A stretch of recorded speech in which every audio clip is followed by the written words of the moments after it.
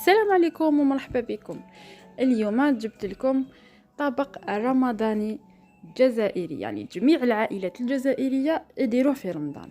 هذا الطبق هو المندربل، اسوا يديروه بالقرعة ولا بالباذنجان. اليوم راح نديروه بالقرعة. الطبق بزاف سهل وبزاف بنين، يعني للدرسة تاعنا راح نحتاجو الثوم، فلفل كحل، فلفل عكري، والكرويه بيان سور. في الاول نديرو غير شويه وفي الاخر نزيدو لها. الطبق هذا يندار باللحم، واللي حاب يدير الدجاج بيان سور يدير. وانا زدت شويه بصل، واللي حاب ما يديرش يستغنى على البصل. نرحوهم بيان، نديرو في الطنجره تاعنا اللحم وشويه تاع السمن مع شويه زيت، نقليو مليح البصل تاعنا مع اللحم.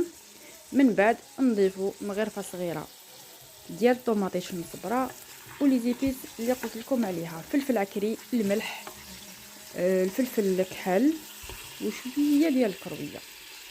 وفي الاخر اللي حنضيفو الكميه اللازمه تاع الكرويه. من بعد نقطعوا القرعه تاعنا، راح نوريلكم الطريقه كيفاش تقطعوها. واللي حاب يديرها مدوره بيان سور يديرها على شكل دائري، واللي حاب يديرها كيما قطعتها انا تاني راح تجي بزاف شابه. نقليو القرعه تاعنا، من بعد في الاخر اللي نضيفوها على المرق كي يكون طابلنا، وبيان سور المرقه تاعنا تجيب الحميصه.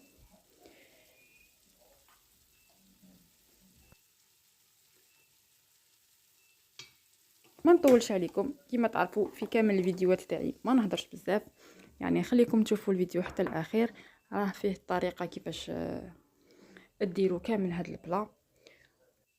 كل واحد يحب يستفسر على هذا الطبق او جميع الاطباق الرمضانيه، راح ادخلوا سؤال تاعكم في لي كومونتير وانا راح نرد عليكم.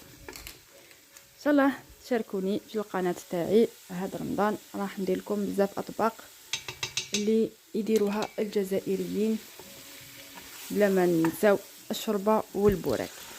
صحه رمضانكم يدخل علينا بالصحه والهنا. سلام.